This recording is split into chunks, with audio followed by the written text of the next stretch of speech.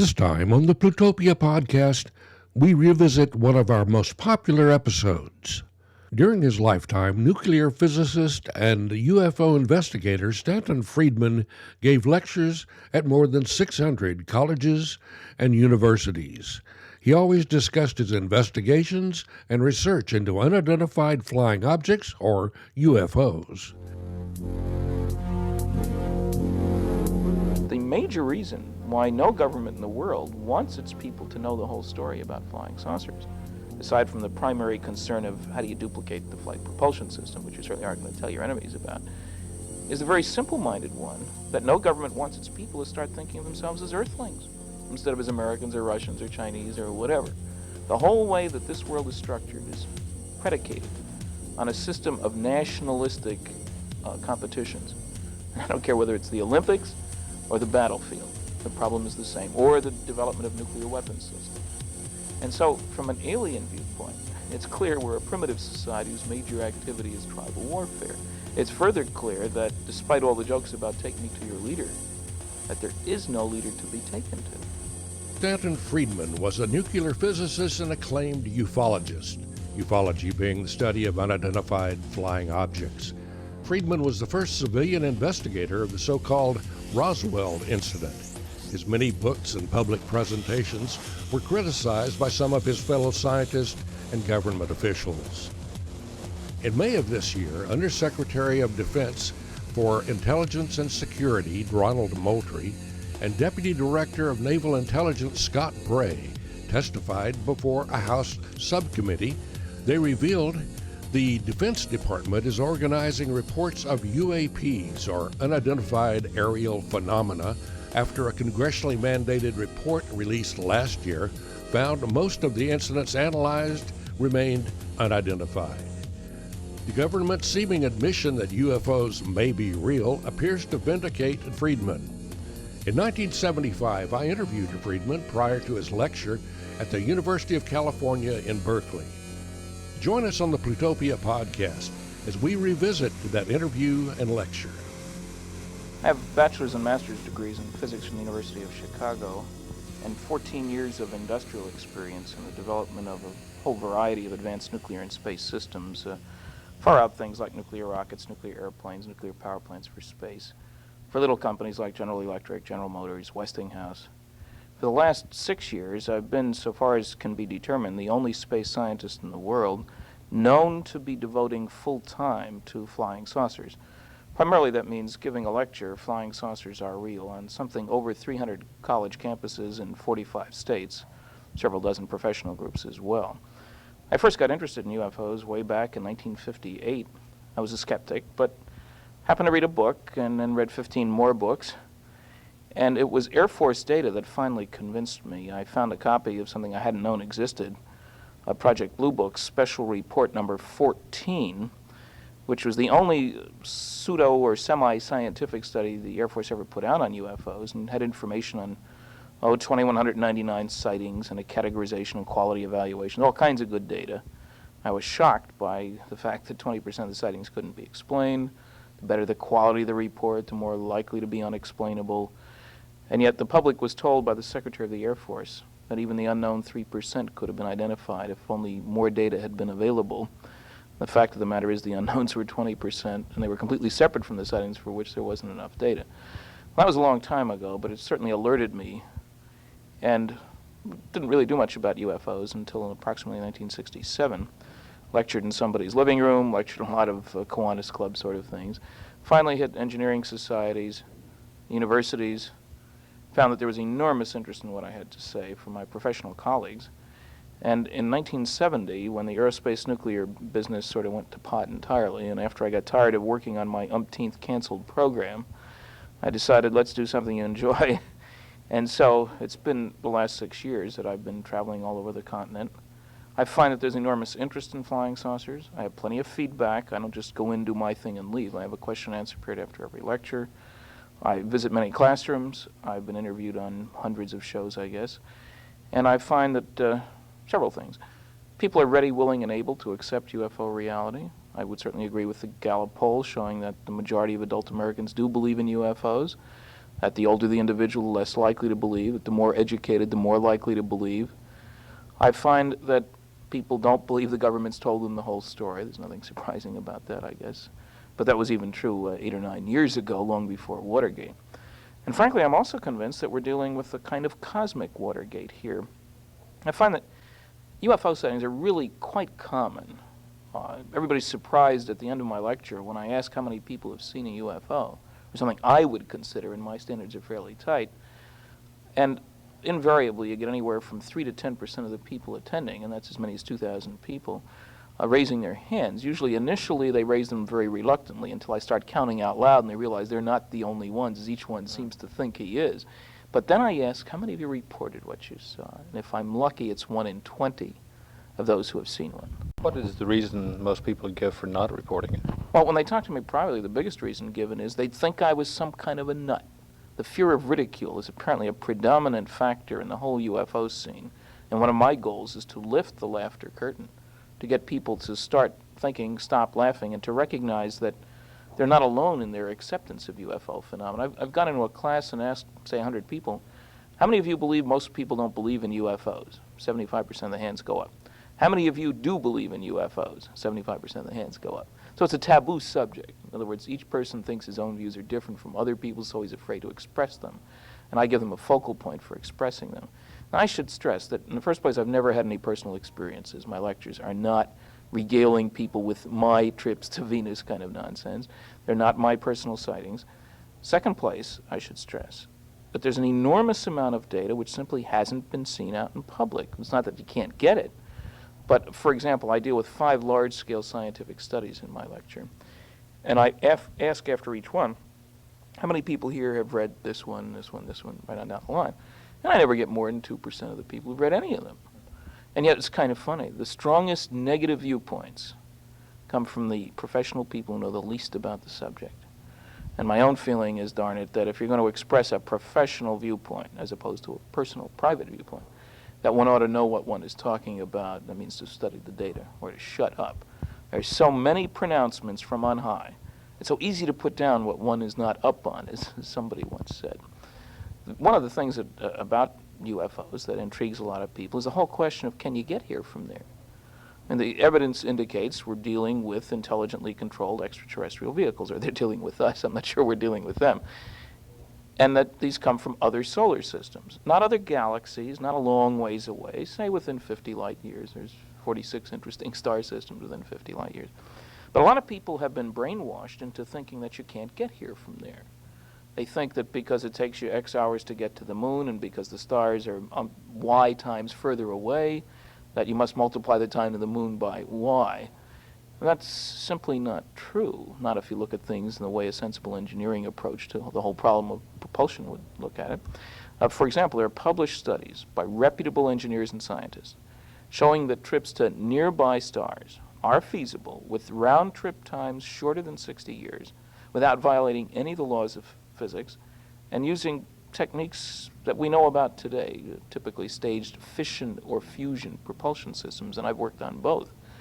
Now, the negativists, of course, have never heard of either one of these development programs.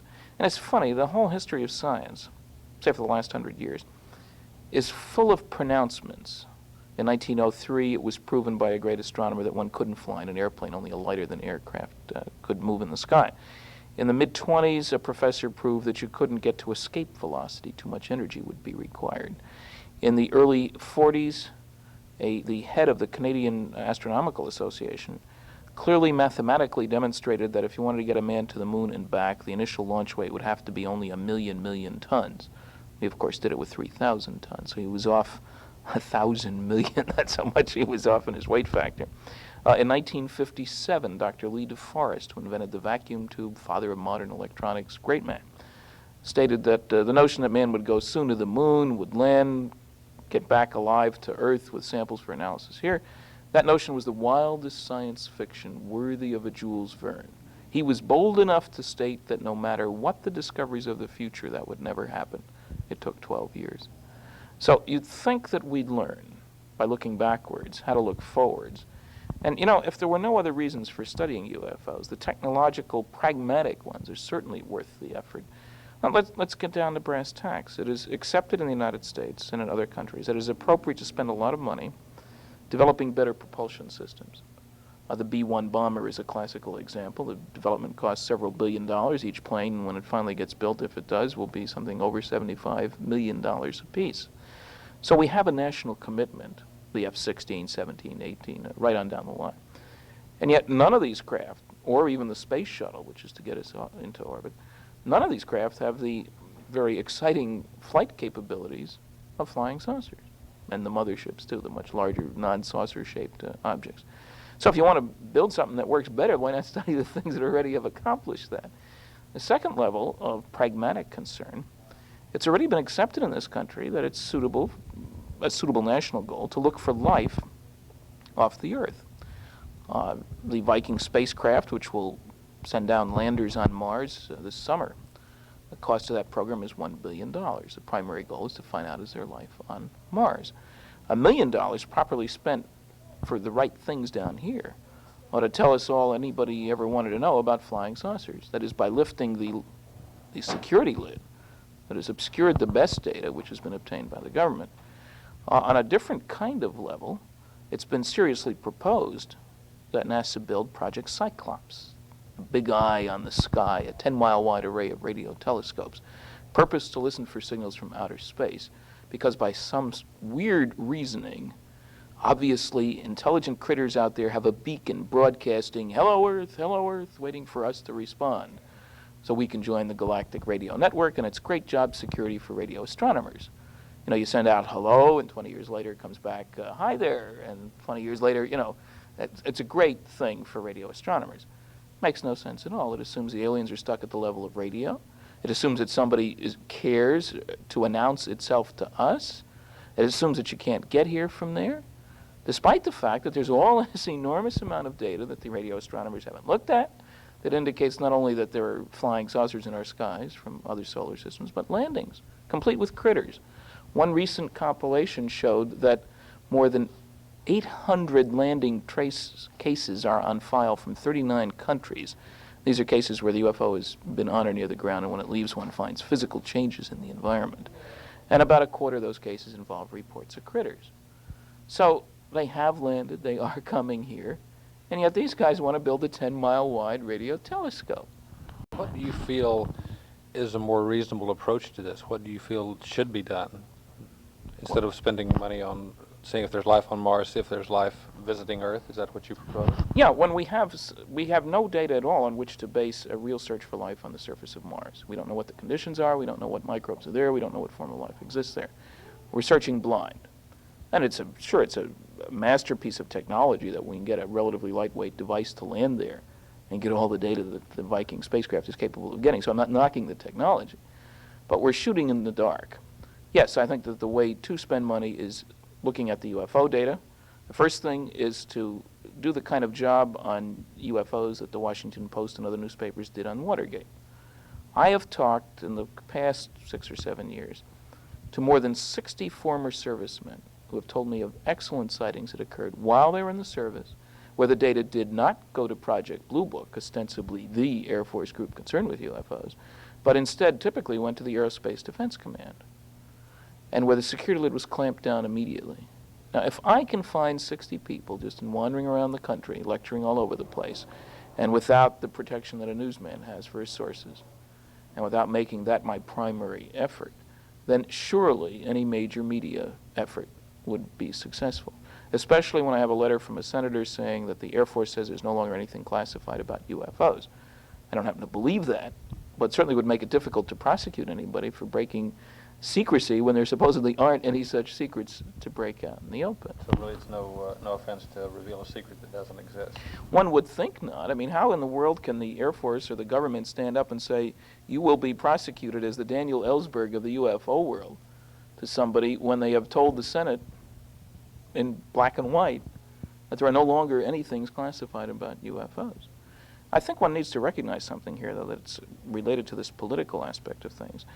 And that is that the major reason why no government in the world wants its people to know the whole story about flying saucers, aside from the primary concern of how do you duplicate the flight propulsion system, which you certainly aren't going to tell your enemies about, is the very simple-minded one, that no government wants its people to start thinking of themselves as earthlings instead of as Americans or Russians or Chinese or whatever. The whole way that this world is structured is predicated on a system of nationalistic competitions. I don't care whether it's the Olympics or the battlefield. The problem is the same, or the development of nuclear weapons systems. And so, from an alien viewpoint, it's clear we're a primitive society whose major activity is tribal warfare. It's further clear that, despite all the jokes about take me to your leader, that there is no leader to be taken to.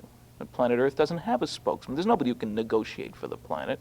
I suppose Henry Kissinger comes as close as anybody at the moment. But, you know, it may sound like a simple-minded question. Who speaks for the planet? How will we decide? Well, we'll hold an election. Are we going to give the Chinese 4 times as many votes as we have? That'll be the day. Or that you say, well, on a per square mile basis, we're going to give the Russians 3 times as many votes as we have? We can't even settle on the shape of a negotiating table.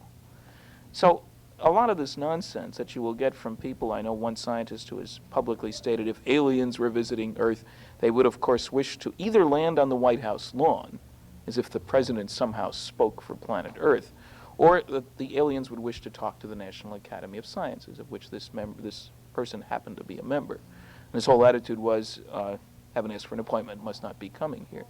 The ego notions here are really rather enormous.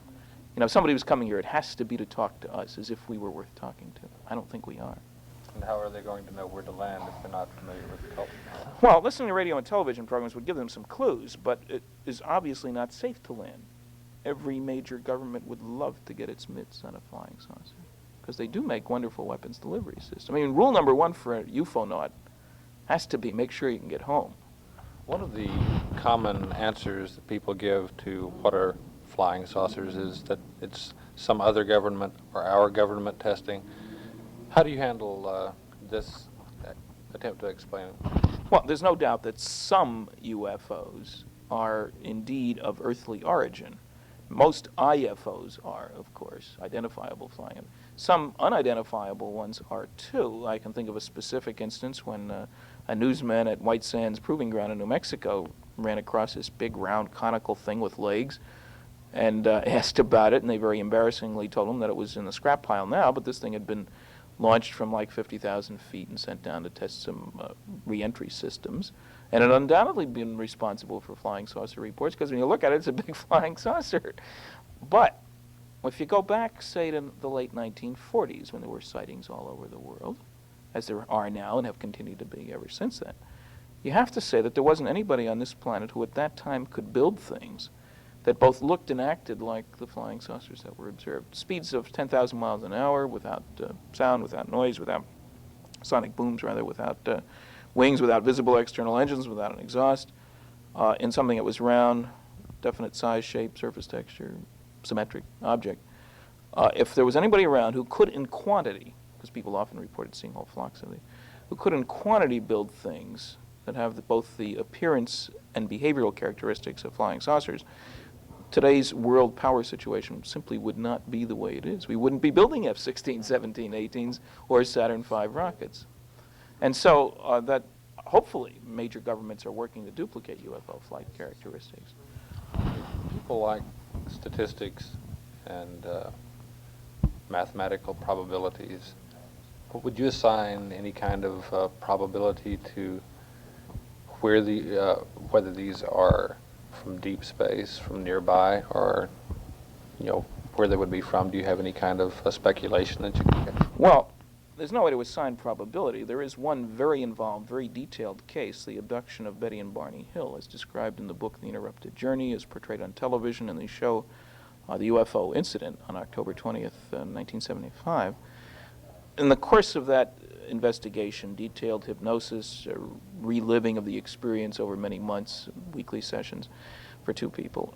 There was a star map brought forth that is Betty Hill wrote, or drew, I guess is a better word, a star map that she had seen. A lot of work with that star map, and without going into the details, because it's very detailed and very long and difficult explanation, but out of that work comes the notion that those particular critters come from Zeta 1 or Zeta 2 reticuli, that is, planets around these 2 stars in the constellation of Reticulum, which is only visible from below the equator.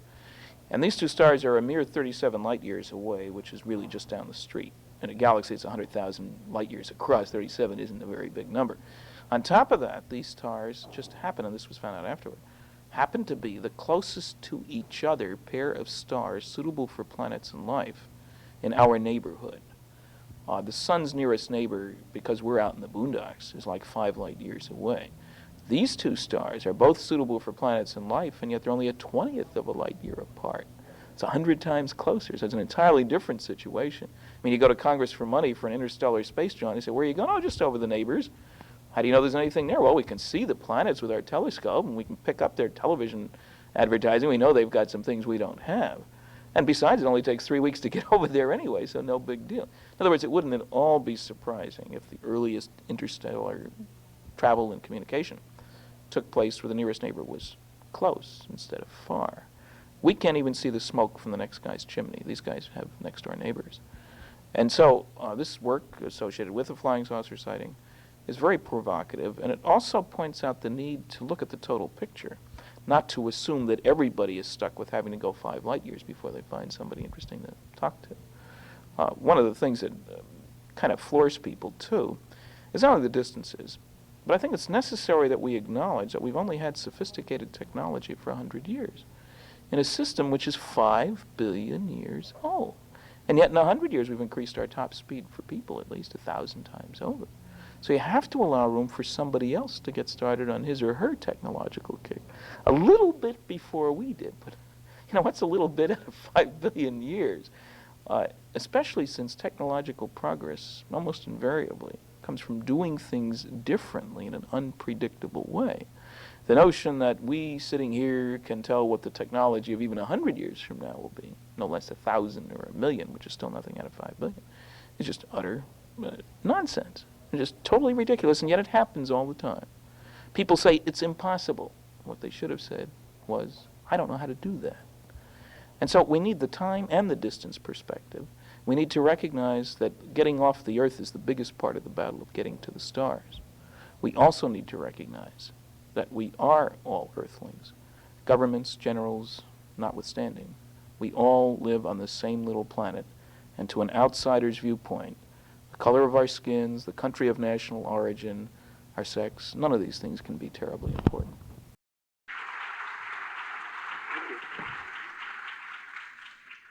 I think people around here must be afraid of physicists. Why don't you come up a little closer so you can see the slides, so you can react with me? Or are you afraid to sit up front? I don't know what you were expecting tonight. Some of those posters would have scared me, I think. I think everybody here is here who's coming here anyway, so we might as well start at the beginning, or the top line, if you will. Let me tell you where I'm at. I'm sure that some people who saw the posters that are on campus must be wondering whether this was all a big joke or serious or whatever. Let's get rid of all those concerns. After 18 years of study and investigation, I'm convinced that the evidence is overwhelming that our planet, Earth, is being visited by intelligently controlled vehicles from off the Earth.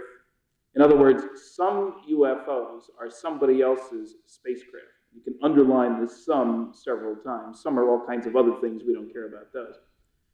Now, the kind of evidence I'm talking about, eyewitness testimony from responsible, respectable people from all over the world, landing cases involving physical changes in the environment, reports of critters associated with craft, radar visual cases, photographs. We'll get into all of these things and a lot more as we go along tonight. The place to start, of course, the UFO sighting reports, things that people have seen that they couldn't explain, that they told somebody else about. There are 3 categories of UFO sighting reports, and it's quite important that we distinguish amongst these 3 groups. Otherwise, we wind up with total confusion, and Lord knows there's enough of that about this subject as it is.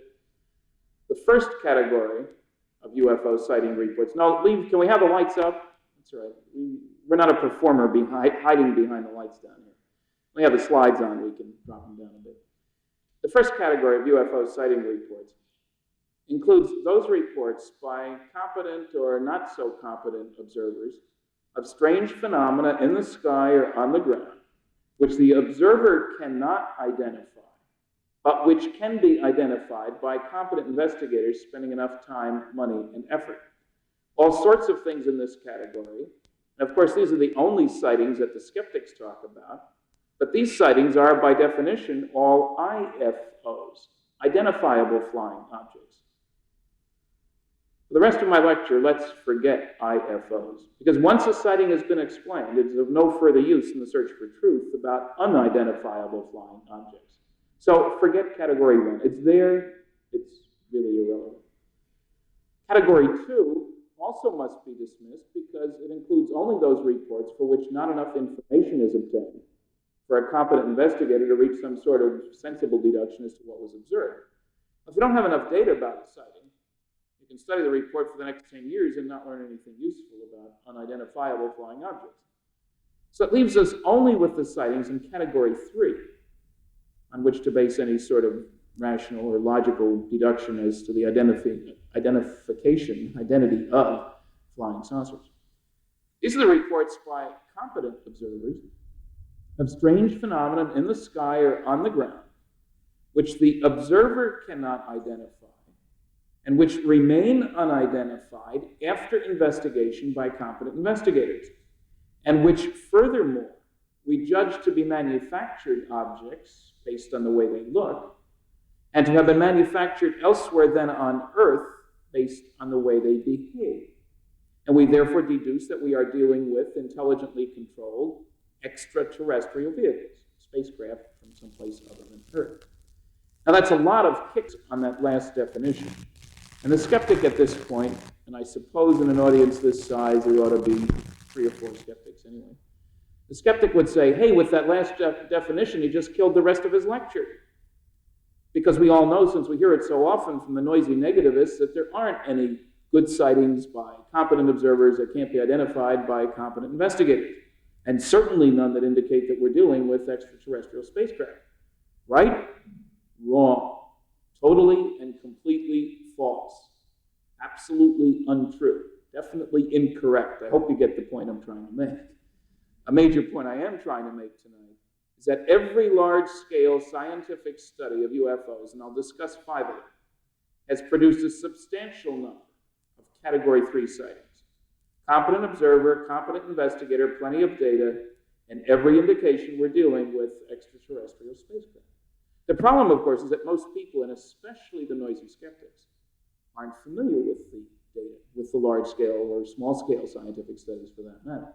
So I'd like to devote the first portion of my lecture to a review of the data.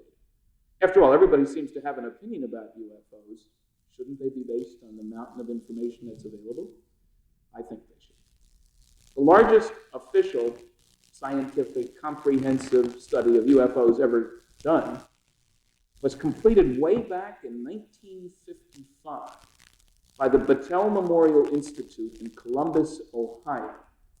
BMI, as it's usually called, is a very well-respected research and development firm. They work for the government, for different companies. They developed the Xerox process, for example.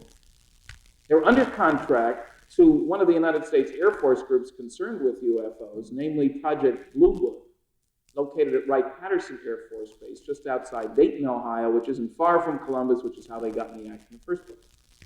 And it was Patel's job to go through all the sightings in the Air Force files for the period 1947 through 1952, and some thereafter. More than 2,000 UFO sighting reports were carefully investigated. Every one of these sightings was eventually categorized as something or other. You know, aircraft, balloon, astronomical, my 3 categories. They had all sorts of information available about each sighting, so they were also evaluated as to quality. I mean, presumably a report from, say, a physicist, a pilot, and a priest of something observed from 50 yards away for half an hour in broad daylight would be considered a somewhat higher quality report than one of a light zipping by in the skies observed for 3 seconds at 4 in the morning by a drunken bum. It's a subjective evaluation, but it's a meaningful one. All right, they had all this information, charts and tables and graphs and maps, categorization information, quality evaluation. All this stuff was put together in a big fat report Project Blue Book, Special Report number 14. It's rather interesting that nothing that the Air Force put out then or since identified the title of the report, who did the work, or where the work was done. And if they had mentioned the title, you see, I'm sure that some newsman, none of whom asked any of these things, some newsman would have said, what do you mean, Special Report number 14? What happened to reports 1 through 13? We've never heard anything about them. The true answers, had they been given, would have been that reports 1 through 12 were all classified, either secret or confidential. They've since been declassified, and we have the original security markings on them. 13 is the interesting one. The 3 different stories, you pays your money and takes your choice. One is the Air Force was so superstitious, it never issued a report 13. That one I can't swallow at all, frankly. The second one, if you write the Air Force, about half the time they'll send you back a letter stating that Blue Book Report 13 was prepared in rough draft form and then incorporated in Blue Book Report 14. Having read 1 through 12, 14, and the Battelle progress reports for this period of time, I can't find anything to substantiate that, and the Air Force could provide nothing to substantiate it. And finally, there's a third story, and this is the one I buy. I met a man several years ago who says that he saw a copy of Blue Book Report 13 in the classified files at a Strategic Air Command base, and that the report was still top secret 4 years ago. This one I believe. This comment set the tone for what most newsmen and scientists came to think about UFOs, at least back in the mid-50s. The date in the newspapers was October 26, 1955, for this statement by Donald Quarles, who was then Secretary of the Air Force. Quote, on the basis of this study, we believe that no objects, such as those properly described as flying saucers, have overflown the United States. I feel certain that even the unknown 3% could have been explained as conventional phenomena or illusions if more complete observational data had been available, unquote. Now, there are apparently 2 factual statements there, which taken together throw out my third category of reports. That is to say, the unknowns number only 3%, and the only reason they were unknown is because there wasn't enough data. That is, they were actually Category 2 sightings, and so we can forget flying saucers. That's what the public was told. Newspapers all across the country, Los Angeles Times, not only quoted that statement, but ran an editorial saying we knew all along that this stuff was nonsense. 1955, that was. 21 years later, they still haven't changed their mind. Now, the only thing wrong with those 2 supposedly factual statements is that they are both completely false. Why do I say that? Let's look at the next slide and we'll find out. This is the categorization information of 2,199 sightings, many of them multiple witness sightings. The first 3 categories are pretty obvious: astronomical, aircraft, balloon. Other is miscellaneous. That covers all kinds of stuff. You name it, somebody's reported it at one time or another. And yes, the crackpot cases are in the other category. Are there any crackpots associated with UFOs? Of course there are. Of the 2,199 sightings, all of 2% were politely listed as psychological aberrations. It's a nice way of saying crackpot cases. Now, as a physicist and member of the American Physical Society, I have to assure you that the Physical Society says of the thousands of papers submitted to it, supposedly by physicists each year for publication, 2% are crackpot papers. Are there any crackpots associated with physics? Of course there are. About the same percentage as with UFOs. I'm one of the few people with a foot in each camp, but we're trying to change that. All right, the sightings we're interested in, my third category of reports, the unknowns. You'll notice that there were 434 unknowns. If you divide by 2,199 and believe the Secretary of the Air Force, the percentage unknowns ought to be 3%. You will notice that it is 19.7%. The percentage of unknowns was only 6.5 times higher than we were told by the Secretary of the Air Force. Obviously, he wasn't very good at arithmetic. He also wasn't very observant, or he would have noticed this last category up here called insufficient information. It's made crystal clear in this report. They go out of their way to stress if there wasn't enough information available about a sighting, if some vital piece of data was missing, the sighting absolutely could not be listed as unknown. It had to be labeled appropriately enough, insufficient information. Exactly the opposite of what the public was told by the Secretary of the Air Force. He was obviously wrong on both counts. Now, the skeptic at this point would say, hey, those are interesting numbers, but you told us they did a quality evaluation of all those sightings. How do we know that those unknowns aren't just the drunken bum cases? Perfectly legitimate question. We don't know, so let's look at the next slide and we'll find out. The same 2,199 sightings, 4 quality categories on the left. In the far right column, you have the percentage in each quality grouping that were finally listed as unknowns. Take the excellent sightings, the top line. Far right corner, you'll see that 33.3%, 1/3 of the excellent sightings were listed as unknowns. For the good sightings, we have just about a quarter, 24.8%. For the doubtful and poor cases, just about a 6. What we find here, in other words, is that the better the quality of the sighting, the more likely it was to be listed as unknown. It's exactly the opposite of what the skeptics always try to tell us. Dr. Carl Sagan from Cornell University, in a recent book, said there are no interesting sightings that are reliable and no reliable sightings that are interesting. The fact of the matter is that the situation is exactly the reverse of that. There's nothing surprising about this. It's exactly what you'd expect, this variation with quality. If the unknowns were really something different. But you see, that raises the $64 billion question.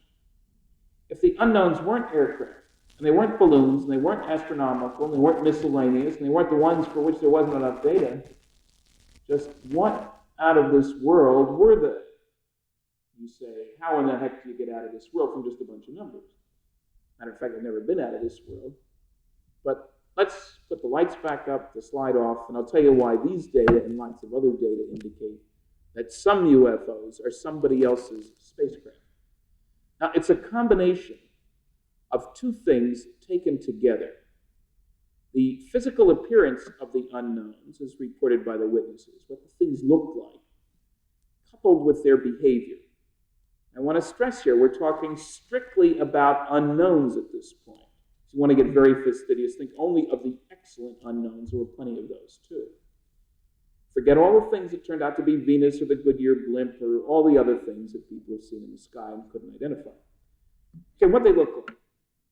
Well, typically, we're dealing with apparently round, symmetric, disc-shaped, seemingly metallic objects, definite size, shape, surface texture, protuberances that might be landing gear, might be antenna, might be windows, might be decorations too. We don't really know. Those are all interpretations.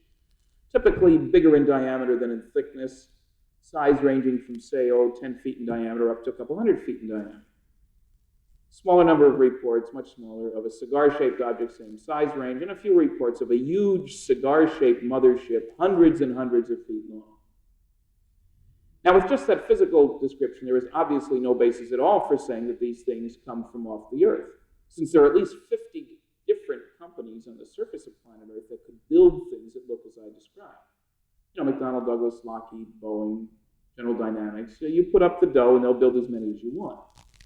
As a matter of fact, as a psychiatrist who, with that physical description data, has come up with a Freudian explanation for UFOs, believe it or not. 2 psychiatrists from Harvard University have stated in a paper that was published that the round symmetric shape was obviously symbolic of the female breast. And these are tough times. We like to yearn back to when we were taken care of and fed and so forth. The huge cigar shape is an obvious phallic symbol. And so you put this together and forget flying saucers. Freud has triumphed again. The unfortunate thing is that they never provide a shred of data to substantiate this rather strange set of conclusions. They even ignored the several published papers by psychiatrists looking at UFO sightings who don't come to these conclusions at all. All right, as I said, the physical appearance data isn't enough to say that these things come from off the Earth. But when you couple it with the behavioral data, that's when you're stuck with saying those things weren't made here. Because these round, metallic, disc-shaped objects seem to be able to hover, sit still in the sky, move straight up, straight down, forward, and then back without turning around. move at extremely high speed horizontally, say 10,000 miles an hour as measured on radar, make almost right-angle turns at very high speeds. I talked to a Navy man who described how he was watching the radar scope on the ship below decks. His buddy was on the deck of the ship at night. As they watched, the buddy watched and he watched the scope. This object in the sky did 5 right-angle turns in a row at 2,200 miles an hour. Well, they thought that was rather interesting, so they entered it in the ship's log. Captain was up for promotion. He took it out of the ship's log, but that's a separate problem. Now, all of this rather unusual flying behavior, typically without any or much noise, without any exhaust, without any visible external engines, without any wings, without any tail, without any red and green lights, and often with a glow on, not around the observer, but around the object. And I submit to you that in 1955, there was no company on the surface of planet Earth that could, in quantity, as people often reported seeing whole flocks of these things, that could in quantity build things that both look as I described and acted as I described. If they weren't built here, they were built someplace else. That doesn't tell us where, how, why, what they're here for, or any of these other things. It just says not manufactured on planet Earth. Now, where do I think they're from? From some other solar systems nearby, our galactic neighborhood. And I'll name a specific place a little bit later. Not other galaxies, just down the street a little bit, around the corner maybe. Now, the guys who did this place were careful, competent, conservative professionals spending full time trying to identify UFO sightings. After they did all this sorting and sifting, this categorization work, they asked an obvious question. They said, is there really any difference between the unknowns and the knowns? Maybe we just missed the boat. Let's do a statistical comparison of the characteristics of these two groups. They were hoping that they would come out similar on the average, the same size, shape, speed, all that sort of stuff, and then we could forget flying saucers. They did what's called a chi-square statistical analysis. I won't go into the details of that. The chi-square tables are in the Blue Book Special Report 14. The results are certainly worth quoting. They found that the probability that the unknowns are just misknowns is less than 1%. Less than 1% probability that the unknowns are just misknowns. That doesn't prove that they're different. It says it's very unlikely that the unknowns are misknowns because the two groups don't have any of the same characteristics, at least when it comes to size, speed, shape, color, that sort of thing. And one characteristic left out of this comparison, maneuverability, which is certainly one of the most distinguishing features of the unknowns as compared to the known. Another myth needs to be destroyed here because of information in Blue Book Special Report 14. They have data on the duration of observation. How long did people watch the things that they reported that some other people decided were unknowns? And the myth is that UFO sightings don't last very long. Maybe like that, a couple seconds, something like an automobile accident, that sort of thing. That's nonsense. The average unknown was observed for considerably longer than the average known. More than 60% of the unknowns were observed for longer than 60 seconds. More than 40% were observed for longer than 5 minutes. More than 10% were observed for longer than 30 minutes. They're simply not dealing, here at least, with short-term observations by incompetent observers seeing things under poor circumstances. Sure, there are plenty of cases like that. They're not the ones of concern. All right, there's all sorts of other data in this report. It's the oldest, the largest, one of the ones we've been lied to the most about studies of UFOs ever done. All right, this is the UFO evidence. It's put out by the National Investigations Committee on Aerial Phenomena, NICAP as it's called. This was done in 1964. It's 180-some pages. It's got information on 746 unknowns, sorted out from about 4,500 cases that NICAP people had investigated. It's got whole chapters on sightings by commercial pilots, by military pilots, by law enforcement officers. There's a chapter on sightings by engineers, scientists, astronomers. Very interesting chapter on evidence for intelligent control of some UFOs. Excellent source of data, all kinds of useful information, privately published, available only from NICAP. Most people don't even know that it exists. Let's look at the next one, another hard-to-get document. These are all listed on the free book list incident. In the next slide, this is the Symposium on Unidentified Flying Objects. Hearings before the Committee on Science and Astronautics, House of Representatives, Congress, that is, July 29th, 1968. 6 scientists testified in person, 6 more of us in writing only. I was one of the latter group of 6. And the written testimony of all 12, one of whom is a professor here at UC Berkeley, the written testimony of all 12 was included in this 247-page document.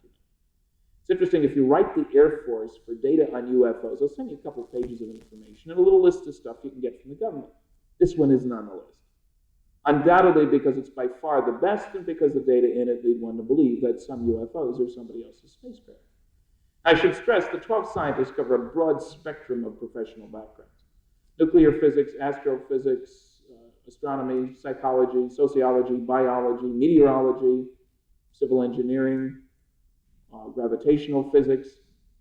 10 out of the 12 came out quite strongly pro-UFO. One was neutral. One was a retired Harvard professor of astronomy, Dr. Donald Menzel, who has consistently maintained in 2 books and numerous articles, including the one here, that there are no UFO sightings that he can't explain sitting at his desk at Harvard. No field investigations are required. What's fascinating is to watch the Menzelian approach to solving UFO sightings. He starts with a conclusion, knowing that there are no flying saucers, and then adjusts the data to match his conclusion. In a typical case, lots of them, he likes temperature inversions. You know, where the air gets warmer as you go up in altitude instead of cooler, and this bends the light rays and get mirages and other things like that. Case after case, temperature inversion, temperature inversion. Well, you do the calculations, which are fairly straightforward, as to how much of a temperature inversion would have been required for his explanation to be correct. And you get, say, 30 degrees. You check the weather records for that date, time, and place, and you find that there was a 2-degree temperature inversion. The Menzelian approach, in short, I'm afraid, was don't bother me with the facts, my mind's made up, they can't possibly be real. That's one way of looking at things.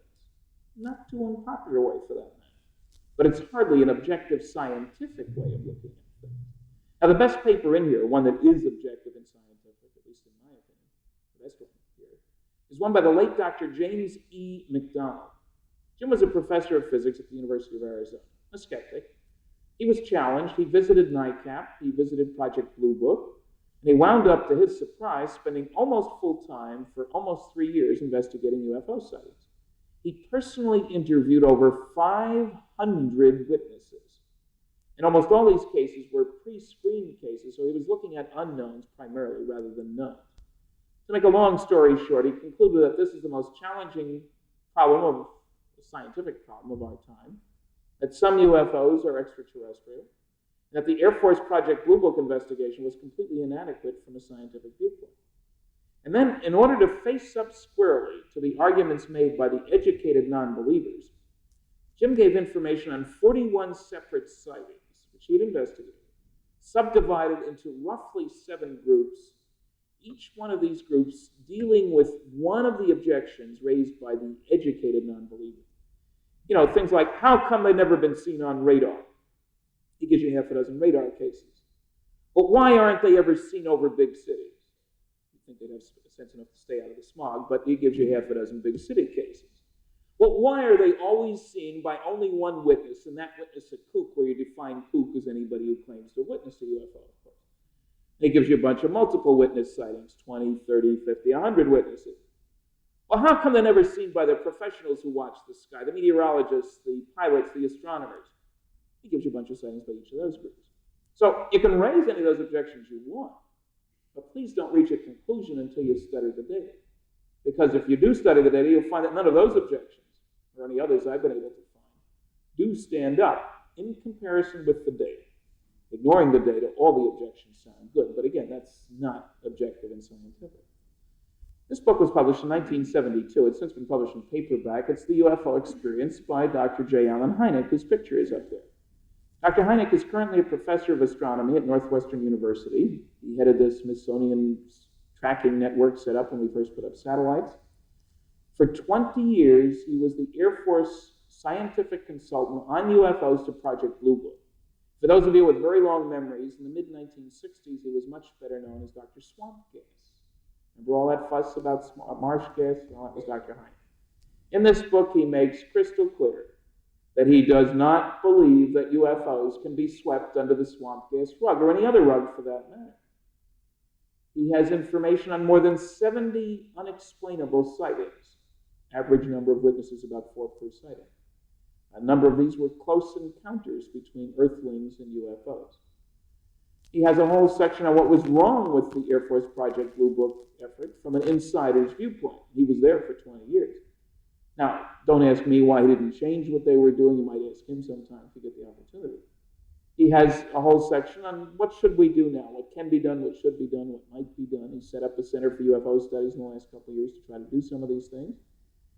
And he has a strong set of comments about the inadequacy of the University of Colorado study of UFOs, the so-called Condon Report, the so-called scientific study of unidentified flying objects. It's usually referred to as the Condon Report because this $539,000 study of UFOs done at the University of Colorado was completed under the direction of world-famous physicist Dr. Edward U. Condon. Now, Dr. Condon was 65 when he started this study, died in 1974, and frankly, we and he would both have been better off if he had retired instead of doing this piece of work. But he did a terrible job. Now, you'd never know that from the worldwide press coverage given at the completion of this study and its publication in January 1969. Headlines all over the world. Scientific study shows no UFOs. No benefit to science from study of UFOs. UFOs nonsense, scientist shows. And on in that vein. If you read the small print, fewer than 10% of the sightings couldn't be explained. That's just because there wasn't enough data. There were lots of editorials, some of them rather nasty, one newspaper suggesting that now the UFO nuts can join that other crazy group, the Flat Earth Society, and let the rest of us do something useful. That was the tone. It was based entirely on the first 2 chapters of the book, namely Dr. Condon's summary and conclusions, and on an Air Force press release. And unfortunately, just as was the case with Project Blue Book Special Report 14, what the public was told and what the document shows are exactly the opposite. The data in this report make an excellent case for some UFOs as somebody else's spacecraft. Now, for example, there's a whole chapter on sightings by orbiting astronauts. 3 of those sightings remain unexplained to this day. I happen to think an orbiting astronaut is a reasonably trustworthy, loyal, honest, competent observer. Because if he isn't, we have no business trusting him with a few $100 million space vehicle up there. Some people want it both ways.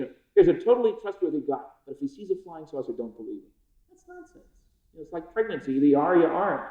It's the same with reliability. There have since been other sightings by orbiting astronauts that have made it out into the open. There's a whole bunch of other sightings that couldn't be explained in this book. Now, I don't want to give you the impression that except for Condon's summary and conclusions, a great scientific study, it wasn't. For any physicists present, the chapter on plasmas and UFOs is just completely bad. For any historians present, the chapter on government involvement in UFO investigations is quite inadequate. There's no mention any place in 965 pages. Not one mention of the largest official scientific study ever done, namely Project Blue Book Special Report 14. It only covered 18 times as many cases as Condon's people covered. And if you're wondering whether Condon knew about it, yes, he did. I did inform him, got a letter back thanking me for the data and so forth. Now, I don't want to nitpick, really. We could spend another hour doing that. But let me give you the findings of a special subcommittee on UFOs set up by the world's largest group of space scientists, namely the American Institute of Aeronautics and Astronautics, the AIAA. An 11-man subcommittee on UFOs. People from universities, from industry, from the government. And they intentionally excluded anybody who had expressed a pro-UFO viewpoint. I'm a member of the AIAA, volunteered to be on the committee. Nope, they wouldn't have me. This is the only subject I know. Or if you want honest professional opinions, you ask people who know absolutely nothing about it. That's one way of doing things. But anyway, the committee met many times. They spent 3 years going over the data. They read the Condon report. And they finally, very quietly, published their findings. No headlines, no editorials. This was in a technical journal. They noted that careful study of this report reveals that 30% of the 117 cases studied in detail could not be identified. Quote, the opposite conclusions from Dr. could have been drawn from the content of the report, namely that a phenomenon with such a high ratio of unexplained cases, 30%, should arouse sufficient scientific curiosity to continue its study. AIA has since had several sessions on UFOs, including one last September with a 150-page document with papers by professionals coming out of that. Now, the reason that the careful study was required to find that 30% is that, believe it or not, almost 1,000 pages of a book with that title, done under the direction of a world-famous scientist, and yet there isn't even one chapter, not one, devoted to unidentified flying objects. Now, how in the world you can study this phenomenon without sorting and sifting the reports, and throwing out those that can be explained, and throwing out those you don't have enough data for, and then spending almost all your time on what's new? I don't know. Somehow they managed it, which is one of the reasons I don't think of this as being a very scientific study. Let me give you one sighting right out of the Condon report, to sort of give you a flavor for the kind of stuff that's available if you go looking for it. And this way I can take care of several requirements. This is an Air Force case, it's a radar visual case, and Condon's people studied it too, and it's been published in a scientific journal. So it covers a lot of ground. All right, this took place near Lakenheath, England, back in the mid-50s. Two separate ground-based Air Force radar installations both pick up this strangely behaving object in the sky on radar. Now, I say strangely behaving because it would sit still, hover, and then zip off at 600 miles an hour, fly several miles, stop dead. No visible acceleration or deceleration. It would sit there, and then it would zip off another direction at 600 miles an hour. So it was zigzagging around in the sky. Now, the two radar installations, late at night, talk to each other on the radio. You see what I see? They each sent somebody outside to look to make sure there really was something up there. It was at less than 6,000 feet altitude, as I recall. They agreed that in the first place there was something there. In the second place, it wasn't one of ours. They were also quite concerned because there happened to be a super secret U-2 reconnaissance airplane at a local base, and they were concerned about maybe somebody was trying to find out about it. So they scrambled a jet, a de Havilland Venom aircraft. They talked to the pilot, head him in the right direction. He radios back, I have visual confirmation of the unknown. He sees it. Keeps flying toward it, and pretty soon he says he has a radar lock on, meaning his guns are ready to fire, and that there's something reasonably solid in a cone ahead of the aircraft. Nice friendly fellows we earthlings are, shoot first, ask questions later. The next thing he says is a little bit different. He says, hey, where did it go? The guy on the ground says, it just circled around behind you. He looks back. Sure enough, there it was. Scared the heck out of him because, airplanes can't do that. And the guy on the ground's watching a radar scope. Two targets on it the whole time. The pilot spends the next 7 or 8 minutes going through all kinds of fancy high-speed maneuvers trying to get away from the UFO, which is now chasing him. He about runs out of gas after several minutes, and he lands, and the UFO takes off. Now, look what we have here. We have 3 separate sets of eyes, 3 separate radar installations. Behavior that you'd have to say was intelligently controlled, unless you believe that birds or meteors or balloons can behave the way this UFO did. The pilot didn't believe that. I've talked to one of the radar operators. He didn't believe that. And Condon's people didn't believe it either, and they so stated that they couldn't identify this sighting. It was one of more than 30 cases they couldn't identify. I have to give you the label that they placed on another report. It's a different sighting, but it gives you some insight into their thinking. They said that this other case was a natural phenomenon so rare that it had never been observed before or since.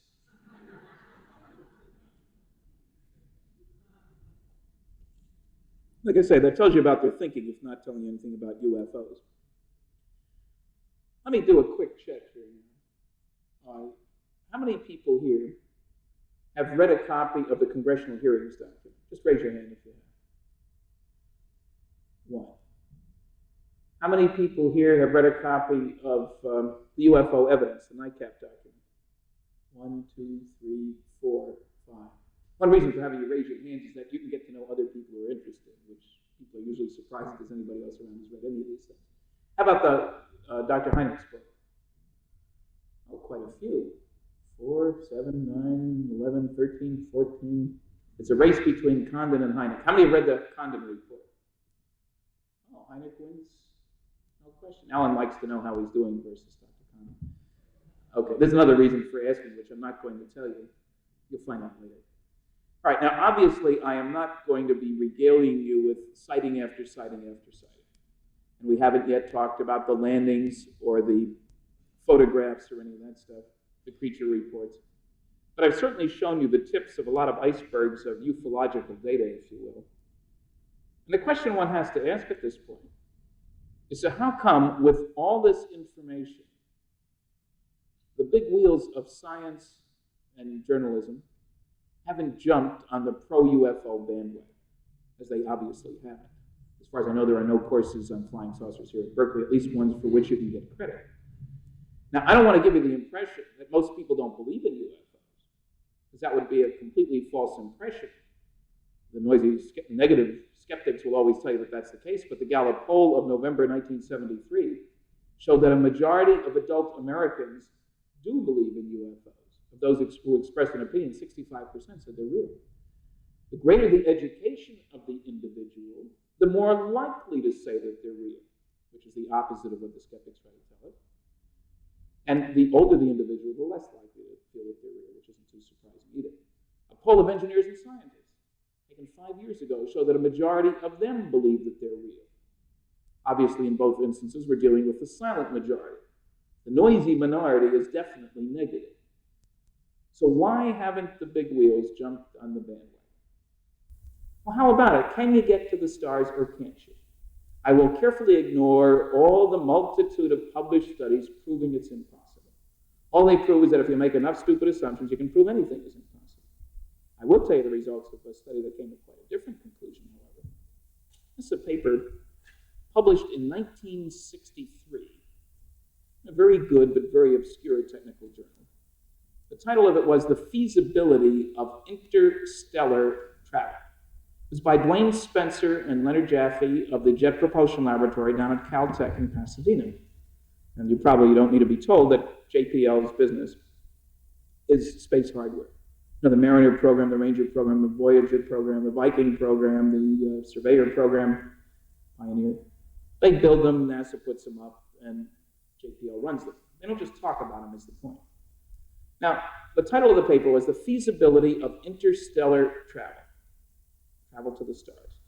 And the question these guys asked was, is it feasible with the knowledge we have today, and without violating any of the laws of physics, to consider trips to nearby stars and expect to have the round-trip time shorter than, say, 60 years, the average person's lifespan?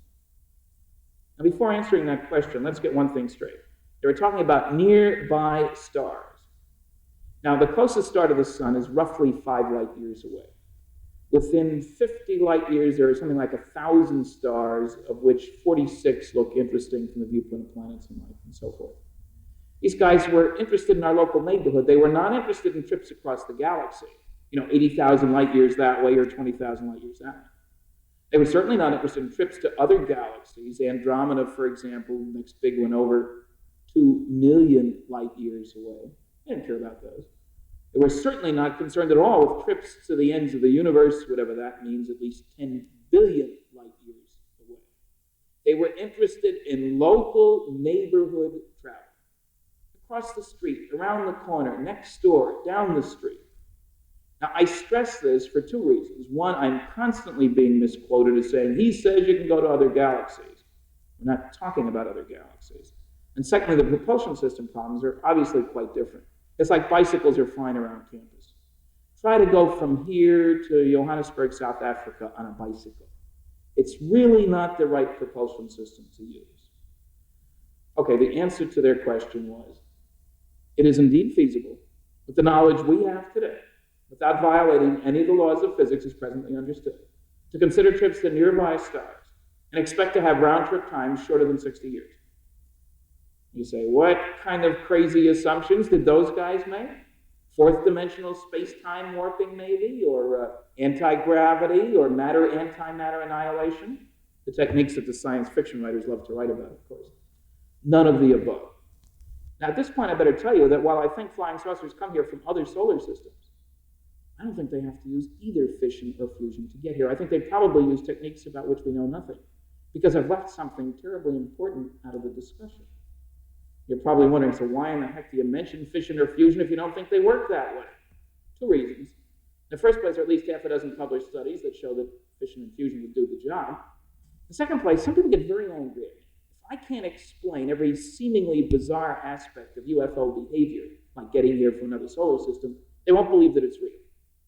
Let's face it, whether I can explain it or not has nothing at all to do with whether it's real. I mean, the sun has been fusioning away up there for about 5 billion years.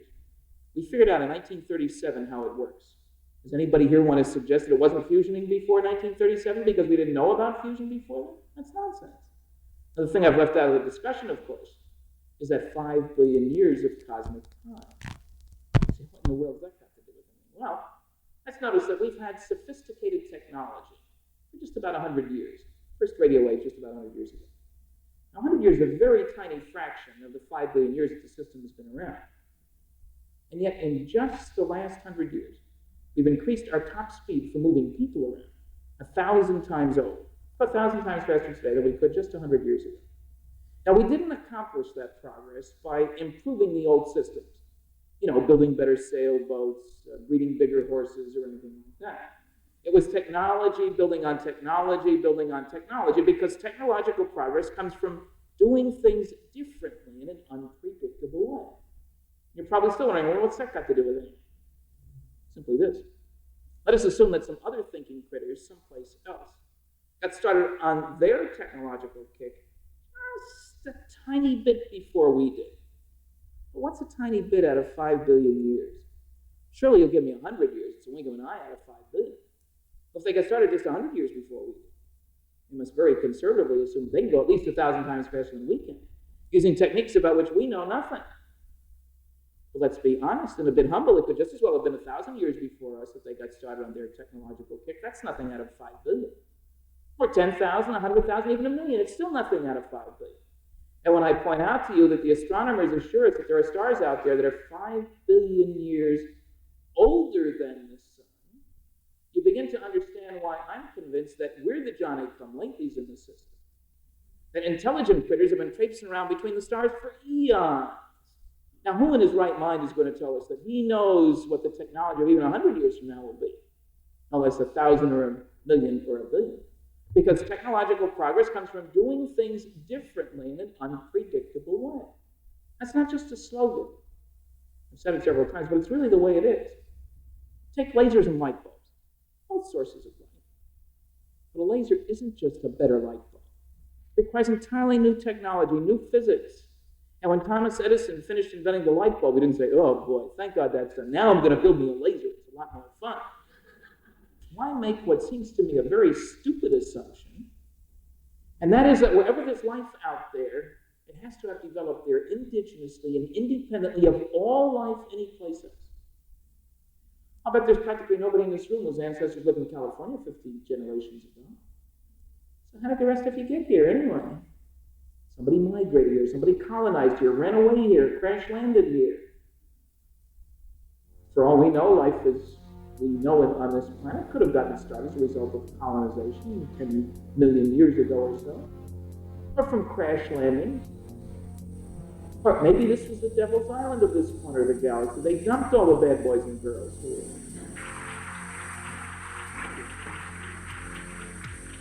You can follow the Plutopia News Network at plutopia.io. On Facebook, go to @Plutopia News. On Twitter, it's @Plutopia.